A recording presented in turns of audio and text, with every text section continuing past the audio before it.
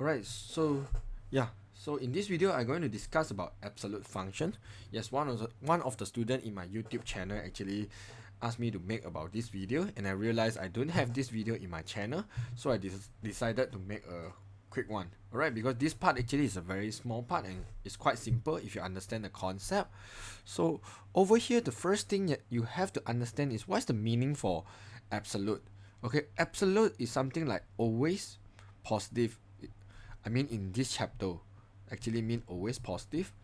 And then for the absolute part over here, you will see something like, you will see a symbol like this. Alright, okay, so the symbol like this actually in mathematics we call it modulus. Okay, modulus, if you understand, inside the modulus, whatever value for a, it will become positive. Alright, so for example, so if I have the modulus -7, then my answer will be 7. Right, if I have the modulus 5, I mean 5, and your answer will be 5. Okay, no matter it's negative or positive, the final answer will be positive. Alright, and I will talk about I will discuss more about modulus later. Right, so over here you just need to understand the symbol is called modulus, and the modulus means whatever inside here is always positive. Right, this is something quite important. So I will use a simple example to explain about the modular function. So basically, most of the time the question will ask you to sketch a graph, and then the question will ask you to like state the corresponding range of fx. Okay, something like this. So okay, let's see I do a quick one. Let's say fx equals to maybe modulus x plus 2. Right, so and then yeah, the question gives you the domain for this function is -3x between -3 to 3. Alright, and then the question will call this thing, they will call it as domain.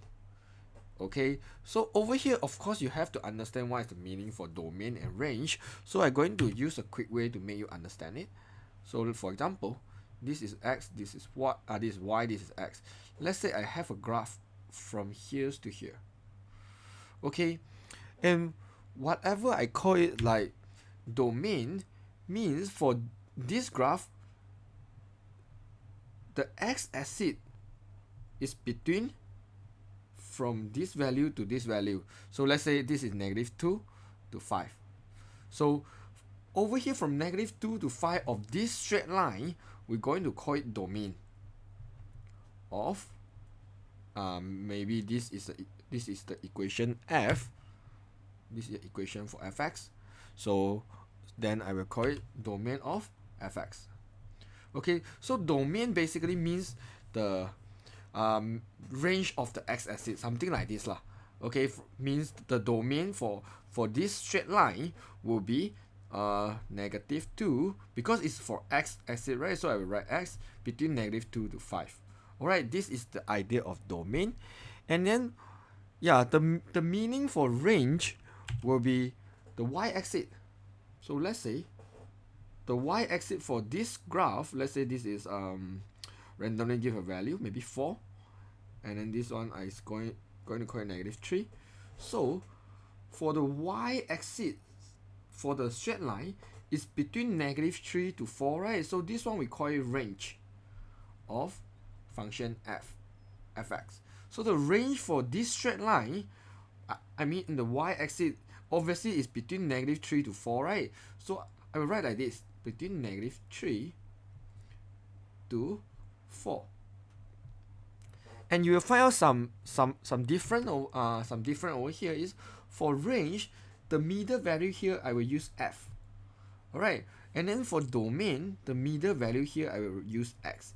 This is always like this. If this is hx, for example, this is hx, so the range over here I will write h. Okay, if this is gx, the range over here I will write g. Okay, means range is for y, because gx mean the y over here actually mean it will change to g, something like this lah. Alright, so over here I want you to understand what is the meaning for range. Okay, range is the line. I mean if if the domain is from -2 to 5, what is the range? So the range will from -3 to 4. Alright, okay, but now I have a question for you. It's like, why actually the question will tell you the domain? Because if you understand, the straight line actually will go infinity. They will continue until infinity. Means the straight line itself will never stop on any x value. So the question must give you the domain, then only you can find the range. Okay, if the domain is infinity, then the range will be infinity also. Okay, so the question will definitely will give you their domain. All right, so okay, I think we go a bit too far. Okay, so let's come back. So over here I just explain to you what is range and what is domain. Okay, then I will like teach you about what is the pattern of the absolute function. So for the absolute function, the graph is always in V shape. Okay, it's always in V shape. It can be V shape like this, or the V shape can be like this. They will always in V shape. Alright, because what? Because of this modulus. Because of this modulus is always positive, right? So that means the graph is always above x-axis. Means the graph is always above x-axis. Alright, I mean if this is x-axis, the graph will actually above x-axis. So you will find the graph is always V-shaped. Alright, so this is first information you will need to know about the absolute function. They will always in V-shape. Okay, and then the second information is, in order to draw the graph correctly, you always need to substitute x equals to 0 and y equals to 0 into the graph. Because if you want to sketch the graph, the x-intercept and the y-intercept of the graph is very important. So these two values actually you will need to add it by yourself. And then you have to add another two value. Is based on the domain itself. For this case, if the domain tell you is -3 to 3, so I will do x equals to -3, then I will need to find the y value. Then I will do the x equals to 3, I will find the y value. Means I will sketch the table by myself. Of course, same thing to the x equal to 0, I will find what is y, and y equals to 0, I will find what's the value for x. Okay, this is some information you must have in order to sketch a perfect graph for the absolute function. Alright, so do not waste your time. So I'm going to go into this question. So yeah, let's erase the sample of graph. Alright, so okay, so what I will do first is I will actually form a table. Okay, the table you can form it yourself, and then this is x, and then this is fx. Alright, then I will write the value I want is -3 for x, and then I say x must equal to 0, so I'll add a 0 here, and then I will add a 3 here. Okay, this all value I give it myself one. Alright, so and then I must have y equal to 0, so I add a 0 over here. I think the 4 coordinate here should be enough. Then what I do is I will actually use calculator, or yeah, you can use mentally to calculate what is the value for f. So if x equals to 3, it means you just substitute into here. It's something like -3 plus 2. Then you will get modulus -1. Then you will get +1. Because I said inside the modulus, the value is always positive, then you get 1. Alright, so you will do the rest, you will do the same for the rest of the value. So if x equals to 0, this is equal to 2. If x equals to 3, this is equal to 5. Okay, now if fx equals to 0, so you get 0 equals to modulus x plus 2. Okay, the modulus symbol you can add to the other side. Actually, when you expand, mean you move the modulus symbol to the other side, you will get positive, negative on the other side. Okay, but then because this is 0, positive, negative, 0, there's no meaning. Alright, so x is just equals to -2. So I get -2. Okay, so after I done this table, I'm going to sketch the graph. Okay, so yeah, I will sketch the graph at the bottom here maybe. Alright, so it's very simple. If you have all this value, so I'll sketch a graph like this. my graph will from -3 to +3. So I will have some information here, and okay, this is my fx, and then this is my x. Alright, so I will have negative and then at 1. So I just randomly sketch negative. Maybe here is 1. Okay, this is 1 maybe. And then when x equals 0, my y actually will going to, my fx will be 2. So I'm going to call it 2. Alright, so I have a 2 here. And when x equals to, let me see, when x equals 0, fx equals to 2, so I have another coordinate is over here. Okay, so and then when x equals to 3, I will get 5. So yeah, just if this is 2, maybe 5 is here. I just a quick one.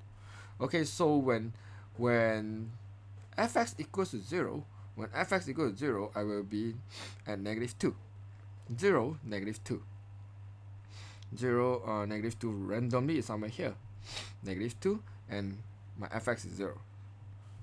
So because I tell you it must always be V-shaped, so what I understand here, this one will be, the shape will look like this. It's always be V-shaped. So this one should be slightly higher. Yeah, this one should be slightly higher. So yeah, you have to change a bit by yourself. Okay, so yeah, it will be slightly higher over here. Oops. Okay, so it will slightly higher over here. Oh, so sorry, must be positive. Okay, so this one will be your shape. Right, so this is the absolute value shape. Okay, so you have to use you have to make sure this is straight line, so you must use ruler to draw. Okay, you cannot use freehand to draw it. Okay, but if I sketch it out myself, I won't do like this. Okay, this is just how I show you using the coordinate to do. So if I do it, if I do this kind of question by myself, what I will do is, because the question only asked me to sketch, and I understand something is, this one will be the x-intercept. This is x-intercept, and I understand also this is y-intercept. Okay, this is something quite important for me. I write a short form for intercept. Then if I sketch it myself, I will actually do quite fast, because I know 0 and -2. So I just assume this is -2. Then I will do like this. Okay, I just erase this one.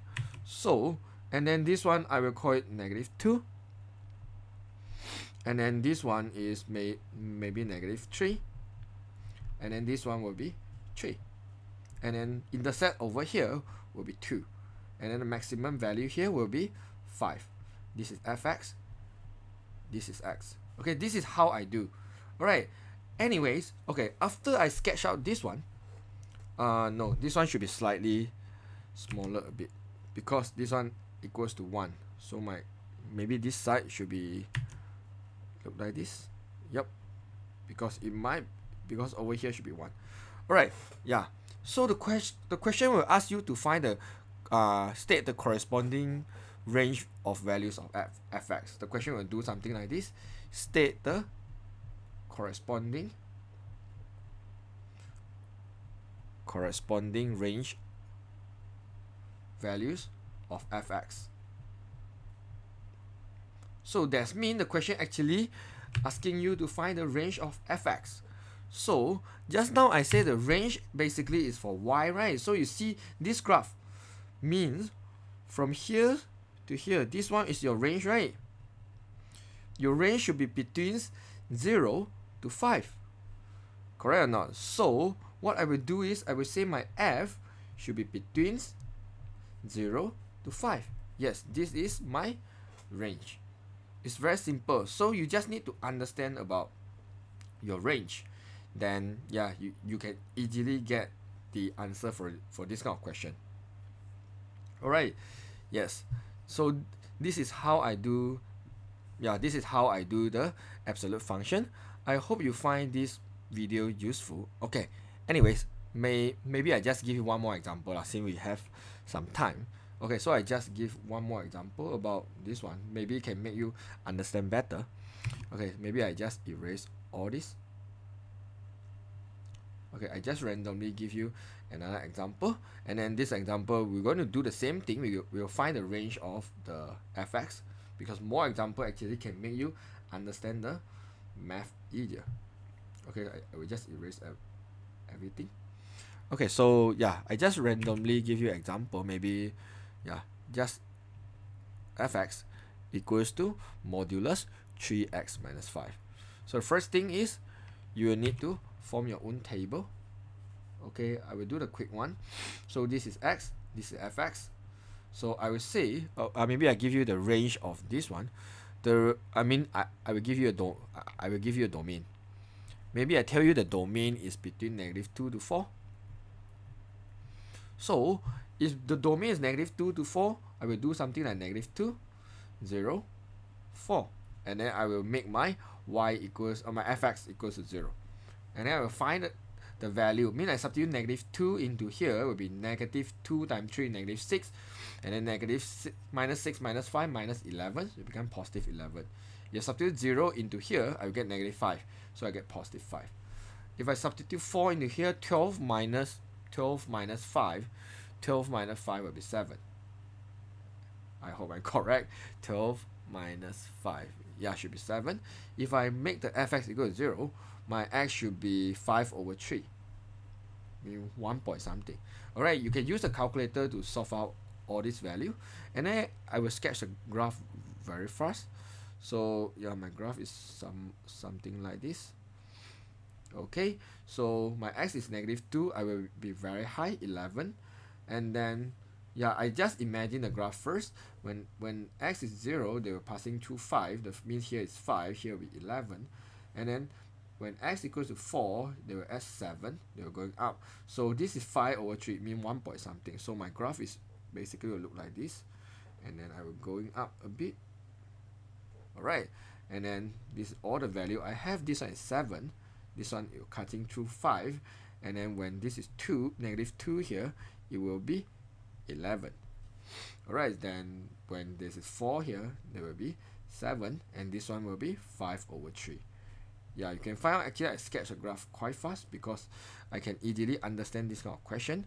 If you can't see the white color, maybe I use other color to show you. Yeah, this one will be my graph. Make sure you use ruler lah. Okay, so the question will ask you to find the range. The range is very simple because absolute function, the range always start from 0. So if I want to do the range should be from here to here, correct or not? So it will be from 0. I mean the range of always you look at the fx from 0. Here is 0, right? From 0 to 11. So the range should be from 0 to 11. So if I do the range, I will say f should be between 0 to 11. Very simple. This is how I find the range. Alright. Okay. So I hope you actually understand how to sketch a graph and how to find the range of range values of fx or corresponding range values of fx. It's the same thing. Alright. So this is how I find this part. Okay, before I end this video, because actually I have some students ask me about the object and range thing lah. So let's say the object and the image thingy. So so let's say we just done with the graph. I will use the same equations to actually explain this one. So okay, if the questions ask you about the image, okay, so you have to understand fx over here actually means image. The x over here means object. Okay, because in function you learn about this one, right? Something like this. This is x, this is fx, because you are going to the function. So the x over here, you will get the fx later. Okay, the value here will be fx. So over here, this is object and this is image. So for example, if the question asks you to find image when object equals to 2, for example, when object equals to when object equals to, maybe I just say 5. So that means the question asks you to find fx, right? So you just do the fx, and then when object equals to 5, mean x equals to 5 minus 5. Then you actually get 15 minus 5, you get modulus 10. So basically it's just 10. Very easy. Okay, so if the question says, ask you to find the object, mean the question asks you to find x when image, the question given you maybe image equals to 2, for example. Okay, then this one will be slightly harder if you do not know how to solve, but I will need some space. So let me erase this one. Then I'm going to show you how to do this one. So when image is 2, mean fx will equal to 2, right? So I will say 2 equals to modulus 3x minus 5. Mean I will need to find the object, mean I will need to find the x. So just now I say, if the modulus you move to the other side, you get positive negative 2 equals to 3x minus 5. Then you will have two different equations. Because one, the x, the other side will be 2, the other one, the x will be negative 2. So you have 3x minus 5 equals to 2, or 3x minus 5 equals to negative 2. Then you're going to solve this one very fast. Like 3x equals to 7, then x equals to 7 over 3. So for this part is 3x will equals to, move will be plus 5 will be 3, then x will equals to 1. Okay, so that means when your image is 2, you have two object for, you will have two answer for object. Okay, and because these two answer of object go to one image, if they ask about relation type, this one will be many to one. Alright, that means you will have, okay, that means, the graph is look like this. You have 1, 2, you have 2x value into 1 fx. When this is 2, you have 7 over 3 and 1. Because this is x and this is fx, right? So the relation type of this function will be many to 1 relation type. Right? Yeah, because function is a very long topic. I hope the short video actually can give you some insight on how to solve this kind of question. Okay, I hope you enjoy this video, and then also I hope you can understand about how to do this kind of question. Anyways, thanks for watching. If you find this video very useful, please give me a thumb up, or you can subscribe this channel or share to your friend. Thanks for watching.